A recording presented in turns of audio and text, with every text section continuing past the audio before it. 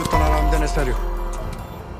बिस्मिल्लाहिर्रहमानिर्रहीम। अस्सलामुअलैकुम नाजरीन, इस एपिसोड के आगाज़ में हम देखेंगे कि जमशेद एक आदमी से कहता है वो हम पर दबाव डाल रहे हैं, तुम क्या कहते हो, तुम इसे संभाल सकते हो? तो वो शख्स कहता है तुम ऐसी चीज़ों से निपट नहीं पाओगे जमशेद, क्या बात है? तो जमशेद कहता है तुम ठीक कहते हो, मैं नहीं कर पाऊंगा, नहीं मुझे करना पड़ेगा, ये किसी की दरख्वास्त है और इसको टुकराया नहीं जा सकता। तो वो शख्स कहता है मुझे इतना बताओ कि मारना किसको है? तो जमशेद कहता है जंगी अमीर सलाहुद्दीन को। इस पर वो शख्स कहता है अमीर सलाहुद्दीन को, ये बहुत सख्त काम है। तो जमशेद कहता है ये करना तुम्हारा काम नहीं है क्या? बस तुम अपने पैसे लो और काम करो, तुमने सोने के लिए बहुत से लोगों को मारा है, मैं सब जानता हूँ। तो वो शख्स कहता है मुझे खतरा मोल लेने के लिए मजबूर करने पर तुम्हें बहुत ज़्यादा सोना देना पड़ेगा जमशेद। इस पर जमशेद कहता है ठीक है, मैं तुम्हारी किस्मत चमका दूंगा, तुम बस मेरा ये काम कर दो। इस पर वो शख्स कहता है मुझे पहले सोने का हिस्सा दिखाओ। इस पर जमशेद सोना लेने के लिए चला जाता है।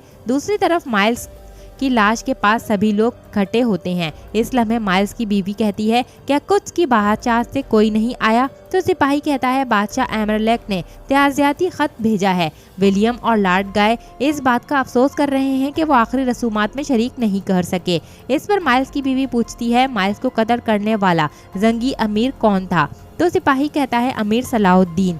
तो वो पूछती है क्या तुम वहीं पर मौजूद थे, क्या तुमने देखा? तो सिपाही कहता है जी हाँ, मैं वहीं पर था। दूसरी तरफ जमशेद सोना लेकर आता है और कहता है मुझे उम्मीद है तुम उसे जिंदा नहीं छोड़ सकोगे, लेकिन अगर कुछ गलत हुआ तो मेरा नाम नहीं लोगे। ये कहकर वो उसे सोना देता है और मजीद कहता है कि सलाहुद्दीन अपने सिपाहियों के हमरा अमूमन बाजार में घूमता फिरता है। तो वो शख्स पूछता है हमें उसे अपने जाल में खींचना ही होगा, तबाहशुदा चर्च में लाना होगा, क्या तुम ये कर सकते हो? इस पर जमशेद कहता है मैं नहीं जानता कि क्या करना है क्या नहीं, लेकिन तुम करोगे, मैं अब जा रहा हूँ। दूसरी तरफ यारोकी के पास सलाहुद्दीन आते हैं और कहते हैं मैं आपके साथ जाना चाहता था मगर चचा ने मुझे जाने नहीं दिया। तो यारोकी कहता है आपके चचा इसे आसानी से नहीं छोड़ेंगे, इक़्तिदार की आरज़ू कुछ लोगों के लिए बेड़ी होती है। तो सलाहुद्दीन कहते हैं बेकाबू घोड़ों को बेड़ियां डाली नहीं जा सकती। यारोकी कभी कभी मैं सोचता हूँ हमारे सुल्तान ने आपको हलब में किस बेड़ी से बांधा है? तो यारोकी कहते हैं सुल्तान से मेरा रिश्ता तुम्हारी समझ से बाहर है, मेरा उनसे खूनी और जानी रिश्ता है और उनका हुक्म मेरी सर आंखों पर है, इसीलिए मुझे जब तुम्हें बचाने का हुक्म दिया गया तो मैं इसकी तामील कर ली, इसके लिए नहीं कि मैं तुमसे मोहब्बत करता हूँ। ये सब सुनने के बाद सलाहुद्दीन यारोकी के 2 खत देते हैं और कहते हैं ये खत पहुंचा देना, ये पहला खत हमारे सुल्तान के लिए और दूसरा खत मेरी माँ को देना। इस पर यारोकी खत लेकर कहता है मैं अमानत को जान से ज्यादा हिफाजत से रखूंगा और पहुंचा दूंगा। दूसरी तरफ लतीफ बालन के जख्मों पर मलहम लगाते हुए उसे कहता है कि मैं तुम्हें ठीक करना नहीं चाहता था, लेकिन बालन उसका हाथ रोक लेता है और कहता है मैं तुम्हें कसूरवार नहीं ठहराता, अगर मैं भी तुम्हारी जगह होता तो मैं भी यही करता। लतीफ इस पर कहता है कि तुमने मेरे भाई को मार डाला, लेकिन तुमने अमीर सलाहुद्दीन को बचाया जो मेरे भाइयों की तरह है, मैं इनके लिए जो भी ज़रूरी हुआ सब करूँगा तुम्हारी सेहत याबी के लिए। हम ये इंतकाम वाली किताब बंद कर देते हैं। ये सुनकर बालन उसका हाथ छोड़ देता है और लतीफ उसका इलाज करने लगता है। दूसरी तरफ कामिल शहवार के पास आता है और कहता है खजाना खाली है, दरगाम ने कुछ भी नहीं छोड़ा, एक सोने का सिक्का भी नहीं। ये सुनकर शहवार गुस्से में खड़ा होकर कहता है क्या मतलब है खजाना खाली है?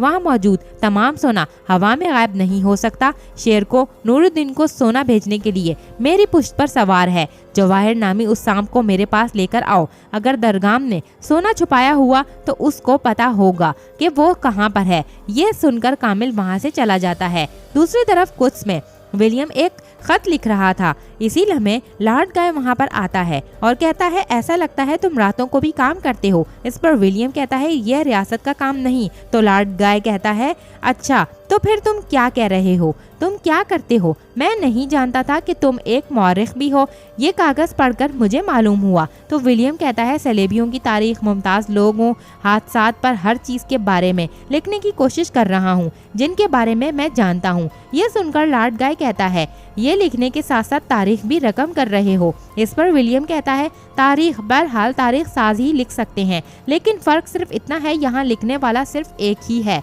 तो लॉर्ड गाय कहता है मैं हैरान हूँ कि तुमने कुछ में बदलते हुए तवाजुन के बारे में क्या लिखा है। मिसाल के तौर से विलियम, मैंने सुना है तुमने कॉन्टैक्ट का दौरा किया, इसकी क्या सूरत हाल है। तो विलियम कहता है उसकी हालत ठीक नहीं। तो लॉर्ड गाय कहता है उसका वारिस बालिन, तुम्हें लगता है जब इसके वारिस को पता लगेगा तो वो वापस आएगा। तो विलियम कहता है तुम ये सब क्यों पूछ रहे हो।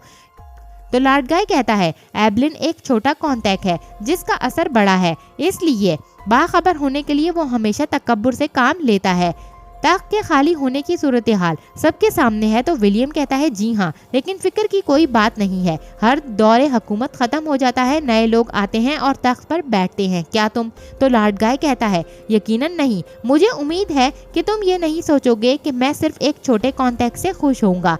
तख्त पर एक ऐसे आदमी को बैठना चाहिए जो कि कुछ की बादशाहत के लिए बहुत अहम हो और कुछ की बादशाहत के लिए हमेशा रुकावट बनने वाले एबलिन खानदान से निजात हासिल कर सके। हम इस पर मुत्तफिक हैं ना। तो विलियम कहता है मशहूर है कि शहरों के सियासत के बारे में कुछ मालूम नहीं, लेकिन इसमें तुम्हारी सलाहियत लाजवाब है। तो लॉर्ड गाय पूछता है अब मेरे बारे में तुम क्या लिखोगे। तो विलियम कहता है लॉर्ड गाय हमेशा सही वक्त पर सही जगह पर मौजूद होता है।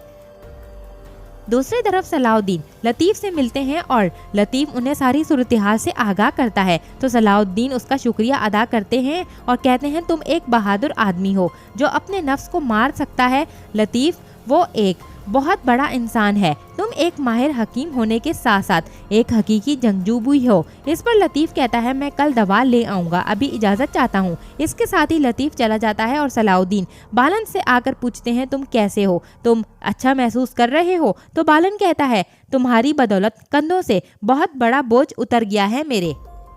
ये सुनकर सलाउद्दीन कहते हैं तकदीर ही सब कुछ होती है, हम तो सिर्फ जरिया हैं, क्या तुम अब भी वापस जाना चाहते हो। तो बालन कहता है हाँ। इस पर सलाउद्दीन कहते हैं अब तुम जिद दिखा रहे हो, क्या ये सब होने के बाद तुम कुछ वापस जाने और इनके खिलाफ लड़ने के बारे में नहीं सोच रहे हो जिन्होंने तुम्हारे खानदान के साथ ये सब किया। तो बालन कहता है मैं वो किताब कब की बंद कर चुका हूँ, तुम्हारे लिए मुझे समझना बहुत मुश्किल है सलाउद्दीन, तुमने वो तजुर्बे नहीं किए जिनसे मैं गुजरा हूँ। तो सलाउद्दीन कहते हैं हमारा मुकद्दर हमसे बड़ा है, तुमसे कुछ वापस लेने के लिए ही मैं पैदा हुआ हूँ बालन। मुझे नहीं मालूम मुझे ये नसीब होगा या नहीं, लेकिन मैंने कोशिश किए बगैर हार मारना खुद गर्जी समझा। अल्लाह तुम्हें सेहत अता फरमाए बालन।